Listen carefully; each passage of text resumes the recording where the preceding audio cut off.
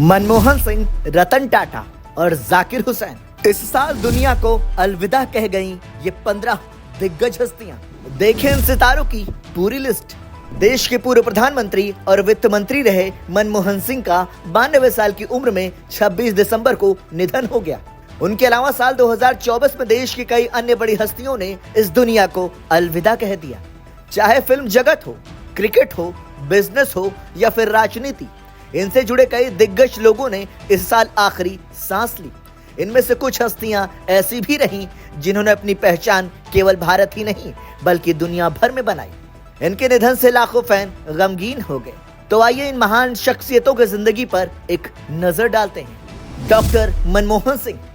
भारत के 2 बार प्रधानमंत्री रहे डॉक्टर मनमोहन सिंह का 92 साल की उम्र में 26 दिसंबर 2024 को निधन हो गया। उनका अंतिम संस्कार पूरे राजकीय सम्मान के साथ दिल्ली के निगमबोध घाट पर किया गया।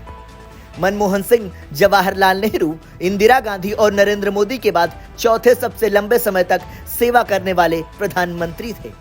प्रधानमंत्री के अलावा उन्होंने एक वित्त मंत्री के रूप में भी अपनी सेवाएं भारत को दी। साल 1991 के ऐतिहासिक आर्थिक सुधारों के निर्माता रहे मनमोहन सिंह रिजर्व बैंक के गवर्नर भी रह चुके थे। जाकिर हुसैन। विश्व प्रसिद्ध तबला वादक जाकिर हुसैन का 15 दिसंबर 2024 को गंभीर बीमारी की वजह से निधन हो गया था। वह एक तबला वादक होने के साथ ही कंपोजर, ताल वादक, म्यूजिक प्रोड्यूसर और फिल्म एक्टर भी थे। आपको बता दें कि जाकिर हुसैन को तबला बजाने की कला विरासत में मिली थी। उनके पिता उस्ताद अल्लाह रखा भी एक मशहूर तबला वादक थे। जाकिर हुसैन अपने तबले की धुन पर दुनिया को झूमने के लिए मजबूर कर देते थे। प्रतिभा के धनी जाकिर हुसैन पद्मश्री, पद्म भूषण, पद्म विभूषण और 5 ग्रैमी अवार्ड सहित कई राष्ट्रीय और अंतर्राष्ट्रीय अवार्ड से सम्मानित हुए थे। कुंवर नटवर सिंह। देश के पूर्व विदेश मंत्री और कांग्रेस के दिग्गज नेता रहे कुंवर नटवर सिंह का 10 अगस्त 2024 में 95 साल की उम्र में निधन हो गया था। दरअसल अचानक तबीयत खराब होने के चलते उन्हें गुरुग्राम के मेदांता हॉस्पिटल में भर्ती कराया गया था। आपको बता दें कि नटवर सिंह रिटायर्ड IAS अधिकारी भी रह चुके थे। साथ ही अपने राजनीतिक जीवन में उन्होंने कई महत्वपूर्ण पदों पर काम किया। नटवर सिंह का जन्म 16 मई 1929 को राजस्थान के भरतपुर जिले के जघीना गांव में भरतपुर के शासक वंश से जुड़े एक जाट हिंदू परिवार में हुआ था। साल 1967 में नटवर सिंह ने पटियाला राज्य के अंतिम महाराजा यादवेंद्र सिंह की सबसे बड़ी बेटी महाराज कुमारी हेमेंद्र कौर से शादी की थी, जो पटियाला के महाराजा और पंजाब के पूर्व मुख्यमंत्री कैप्टन अमरिंदर सिंह की बहन भी थी। सियासी जीवन की शुरुआत। साल 1984 में IAS सेवा से इस्तीफा देकर उन्होंने कांग्रेस पार्टी ज्वाइन की और अपने सियासी जीवन का आगाज किया। इसी साल नटवर सिंह ने भरतपुर से लोकसभा का चुनाव लड़ा और जीतकर राज्य मंत्री बने। उन्हें इस्पात, कोयला, खान और कृषि विभाग की जिम्मेदारी दी गई थी। साल 1984 में ही उन्हें भारत का तीसरा सर्वोच्च नागरिक पुरस्कार पद्म भूषण मिला था। इसके बाद साल 1986 में नटवर सिंह विदेश मामलों के राज्य मंत्री बने और साल 1987 में न्यूयॉर्क में आयोजित निरस्त्रीकरण और विकास पर संयुक्त राष्ट्र यानी UN का सम्मेलन अध्यक्ष चुना गया। उन्होंने संयुक्त राष्ट्र महासभा के 42वें सत्र में भारतीय प्रतिनिधिमंडल का नेतृत्व किया था। शशिकांत रुइया। अरबपति कारोबारी और स्टील पावर एनर्जी के साथ पोर्ट बिजनेस करने वाले SR ग्रुप के को-फाउंडर शशि रुइया का लंबी बीमारी के बाद 1 नवंबर 2024 में देहांत हो गया। वह 81 साल के थे। आपको बता दें कि रुइया पहली पीढ़ी के उद्योगपति थे। वह अपने पीछे ट्रांसफॉर्मेटिव लीडरशिप और इनोवेशन की विरासत छोड़ गए। रुइया अपने कारोबारी जीवन के अलावा परोपकारी कामों के लिए भी जाने जाते हैं। SR ग्रुप की शुरुआत कैसे की? शशिकांत और उनके छोटे भाई रवि रुइया ने साल 1969 में SR ग्रुप की नींव रखी। इनमें शुरुआती निवेश 2.5 करोड़ रुपए का था। कंपनी ने एक कंस्ट्रक्शन और इंजीनियरिंग फर्म के तौर पर शुरुआत की थी। इसका काम पुल, बांध और बिजली संयंत्र जैसे अहम इंफ्रास्ट्रक्चर बनाना था। ऑयल टेलीकॉम सेक्टर में एंट्री। SR ने 1980 के दशक तक एनर्जी सेक्टर में विस्तार कर लिया। उसने कई प्रमुख तेल और गैस एसेट्स को खरीदा। SR ग्रुप ने 1990 के दशक में स्टील और टेलीकॉम सेक्टर में भी एंट्री की। उसने पहले हचिसन और फिर वोडाफोन के साथ जॉइंट वेंचर बनाकर अपने टेलीकॉम बिजनेस को आगे बढ़ाया। हालांकि SR 2011 में तेल और गैस, बिजली और बंदरगाहों जैसे बिजनेस पर फोकस करने के लिए टेलीकॉम सेक्टर से बाहर निकल गया। SR ग्रुप का कितना बड़ा साम्राज्य। SR ग्रुप कई वित्तीय चुनौतियों से जूझने के बाद एक बड़े पोर्टफोलियो को मैनेज करता है। इसमें ब्रिटेन में 10 मिलियन टन प्रतिवर्ष की रिफाइनरी, भारत और वियतनाम में विशाल हाइड्रोकार्बन भंडार और अहम रिन्यूएबल एनर्जी वेंचर शामिल हैं। फोर्ब्स के अनुसार 2021 में रुइया बंधुओं की नेटवर्थ करीब 18,500 करोड़ रुपए थी। रामोजी राव भारतीय मीडिया और फिल्म उद्योग में एक बड़ी हस्ती और रामोजी फिल्म सिटी के संस्थापक रामोजी राव अब हमारे बीच नहीं हैं। 8 जून 2024 को सुबह 4:50 पर उन्होंने अंतिम सांस ली। उन्हें मीडिया समूहों में अपने योगदान के लिए जाना जाता था। प्रधानमंत्री नरेंद्र मोदी ने रामोजी राव के निधन पर शोक व्यक्त किया था और उन्हें भारतीय मीडिया में क्रांति लाने वाला दूरदर्शी व्यक्ति करार दिया था। आखिर कौन थे रामोजी राव? रामोजी राव रामोजी ग्रुप के चेयरमैन थे। वह भारतीय मीडिया और फिल्म जगत में एक बड़ी हस्ती और रामोजी फिल्म सिटी के संस्थापक थे। उनके नाम दुनिया का सबसे बड़ा थीम पार्क और film studio Ramoji film city बनाने का रिकॉर्ड है। उन्होंने सबसे अधिक प्रसारित होने वाले तेलुगु भाषा के दैनिक समाचार पत्रों में से शामिल ईनाडू न्यूज़पेपर का नेतृत्व किया। उनके बिजनेस साम्राज्य में ETV network, Usha Kiran movies, Mayuri film distributors, Ramadevi public school, Priya foods, Kalanjali shopping mall, Margadarsi chit fund और डॉल्फिन ग्रुप ऑफ होटल्स शामिल हैं। आपको बता दें कि रामोजी राव का पूरा नाम चेरुकुरी रामाराव था। उनका जन्म 16 नवंबर 1936 को आंध्र प्रदेश के पेडापरुपुडी में एक किसान परिवार में हुआ था। डेक्कन हेराल्ड की रिपोर्ट के अनुसार 2021 तक रामोजी राव की कुल संपत्ति $4.5 मिलियन यानी लगभग 37,583 करोड़ रुपए दर्ज की गई थी। रामोजी राव को कौन कौन से सम्मान मिले? रामोजी राव को तेलुगु सिनेमा और मीडिया में उनके योगदान के लिए कई सम्मान और पुरस्कार प्राप्त हुए, जिसमें 2016 में पद्म विभूषण भी शामिल है। इसके अलावा उन्हें रामिनेनी फाउंडेशन पुरस्कार और film fair life time achievement पुरस्कार भी मिल चुके हैं। रामोजी राव ने रामोजी फिल्म सिटी कब बनाई और इसकी क्या है खासियत? रामोजी राव की बनाई रामोजी फिल्म सिटी उनकी सबसे बड़ी उपलब्धियों में शामिल है। उन्होंने रामोजी फिल्म सिटी का निर्माण 1996 में कराया था। यह 1666 एकड़ में फैली हुई है। Ramoji film city film studio होने के अलावा एक पर्यटन आकर्षण का बड़ा केंद्र भी है। इनमें फिल्मों के लिए बड़े बड़े सेट, होटल, गार्डन और फिल्म और टेलीविजन प्रोडक्शन के लिए विश्व स्तरीय सुविधाएं उपलब्ध हैं। रामोजी फिल्म सिटी में शूट हुई प्रमुख फिल्में कौन सी हैं? रामोजी फिल्म सिटी को दुनिया का सबसे बड़ा फिल्म शूटिंग स्टूडियो माना जाता है। यहाँ दर्जनों फिल्मों की शूटिंग हो चुकी है। रामोजी फिल्म सिटी में अब तक ब्लॉकबस्टर फिल्म बाहुबली के अलावा सूर्यवंशम, नायक, गोलमाल, चेन्नई एक्सप्रेस और दिलवाले के नाम शामिल हैं। रोहित बल एक मशहूर फैशन डिजाइनर थे जिनका निधन 1 नवंबर 2024 को 63 साल की उम्र में हुआ था। रोहित बल पिछले साल से दिल से संबंधित बीमारी से जूझ रहे थे। रोहित बल फैशन इंडस्ट्री का बड़ा नाम थे। उन्होंने national institute of fashion technology से फैशन का कोर्स किया था। इसके बाद 1986 में अपने भाई के साथ आर्किड ओवरसीज प्राइवेट लिमिटेड की स्थापना कर अपने करियर की शुरुआत की। इसके बाद साल 1990 में अपने कलेक्शन को इंडिपेंडेंटली लॉन्च किया था। रोहित कमल और मोर के डिजाइन के लिए जाने जाते थे। उन्होंने अपने डिजाइन से लोगों के दिलों में एक अमिट छाप छोड़ी थी। रतन टाटा भारत के सबसे प्रतिष्ठित उद्योगपतियों में से एक रतन टाटा ने भी साल 2024 में दुनिया को अलविदा कह दिया। टाटा ने 86 साल की उम्र में 9 अक्टूबर को मुंबई के ब्रीच कैंडी हॉस्पिटल में अंतिम सांस ली थी।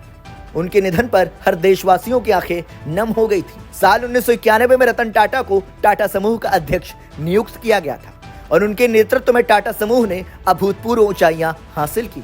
वह केवल अपने बिजनेस के लिए ही नहीं बल्कि अपने विनम्र और सरल स्वभाव के लिए भी जाने जाते हैं और आज भी लोगों के दिलों में बसते हैं। सीताराम येचुरी दिग्गज भारतीय राजनीतिज्ञ और भारतीय कम्युनिस्ट पार्टी के महासचिव सीताराम येचुरी का 12 सितंबर 2024 को 72 साल की उम्र में दिल्ली के एम्स में निधन हो गया था। येचुरी को फेफड़े से संबंधित बीमारी थी। सीताराम येचुरी 19 अप्रैल 2015 से सीपीआईएम के महासचिव निर्वाचित किए गए थे। आपको बता दें कि साल 2016 में राज्यसभा में उन्हें सर्वश्रेष्ठ सांसद पुरस्कार से सम्मानित किया गया था। सुशील कुमार मोदी का नाम बिहार के राजनीति के दिग्गज नेताओं में शुमार था। भारतीय जनता पार्टी के राजनीतिज्ञ सुशील कुमार मोदी बिहार की राजनीति में अलग अलग भूमिकाओं में नजर आए। उन्होंने बिहार के उप मुख्यमंत्री और वित्त मंत्री के रूप में अपनी सेवाएं दी। इसके अलावा उन्हें जेपी आंदोलन की उपज माना जाता है। सुशील कुमार मोदी का निधन 13 मई को 72 वर्ष की उम्र में हुआ था। वह कैंसर से पीड़ित थे।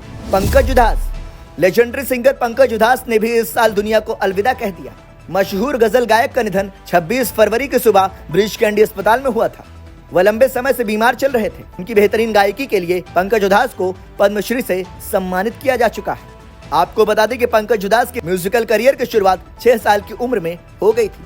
उनके मशहूर गानों की लिस्ट में जिए तो जिए कैसे, बिन आपके, चिट्ठी आई है, ना कचरे की धार, ना मोतियों के हार जैसे गाने शामिल हैं। अंशुमान गायकवाड़ पूर्व भारतीय क्रिकेटर और टीम इंडिया के कोच रह चुके अंशुमान गायकवाड़ का निधन 31 जुलाई 2024 को हुआ था। आपको बता दें कि गायकवाड़ ने 27 दिसंबर 1974 को कोलकाता में वेस्टइंडीज के खिलाफ टेस्ट मैच में डेब्यू किया था। उन्होंने आखिरी टेस्ट साल 1984 के आखिरी दिन इंग्लैंड के खिलाफ खेला था। क्रिकेट खेलने के अलावा उन्होंने कोचिंग में भी हाथ आजमाया था। गायकवाड़ ब्लड कैंसर से जूझ रहे थे और उनके इलाज की मदद के लिए कपिल देव, मदन लाल समेत कई दिग्गज खिलाड़ी आगे आए थे। मुनव्वर राना मशहूर शायर मुनव्वर राना का निधन 71 साल की उम्र में 14 जनवरी 2024 को हुआ था। मुनव्वर राना का जन्म 26 नवंबर साल 1952 में उत्तर प्रदेश के रायबरेली में हुआ था। आपको बता दें कि मुनव्वर उर्दू ही नहीं हिंदी और अवधी शब्दों का भी खूब इस्तेमाल करते थे।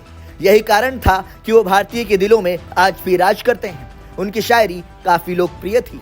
बाबा सिद्दीकी बीते साल 12 अक्टूबर 2024 की रात एनसीपी नेता बाबा सिद्दीकी पर 3 हमलावरों ने फायरिंग कर दी थी, जिसके बाद उन्हें बचाया नहीं जा सका था। बाबा सिद्दीकी मर्डर केस में लॉरेंस बिश्नोई गैंग ने हत्या की जिम्मेदारी ली थी। आपको बता दें कि बाबा सिद्दीकी की सियासत ही नहीं बल्कि बॉलीवुड में भी अच्छी पकड़ थी। कौन थे बाबा सिद्दीकी? बाबा सिद्दीकी महाराष्ट्र के पूर्व कैबिनेट मंत्री थे और साल 1999, 2004 और 2009 में लगातार 3 बार बांद्रा वेस्ट सीट से विधायक रहे। उनके बेटे जीशान सिद्दीकी भी सांसद रह चुके हैं। 66 वर्षीय बाबा सिद्दीकी मुंबई के एक प्रमुख मुस्लिम नेता थे जिनकी बॉलीवुड में काफी पहुंच थी। सलमान खान, शाहरुख खान और संजय दत्त सहित कई फिल्मी सितारों के साथ सिद्दीकी के नजदीकी रिश्ते थे। उनकी इफ्तार पार्टी की गिनती मुंबई के हाई प्रोफाइल आयोजनों में होती थी, जिसमें फिल्म और राजनीतिक जगत की प्रमुख हस्तियां शिरकत करती थी। शारदा सिन्हा देश की सबसे प्रसिद्ध लोक गायिका और बिहार की स्वर कोकिला के रूप में अपनी पहचान बनाने वाली पद्मश्री से सम्मानित शारदा सिन्हा का निधन 5 नवंबर को दिल्ली के एम्स अस्पताल में हुआ था। शारदा सिन्हा बीते 6 वर्षों से ब्लड कैंसर से जूझ रही थी।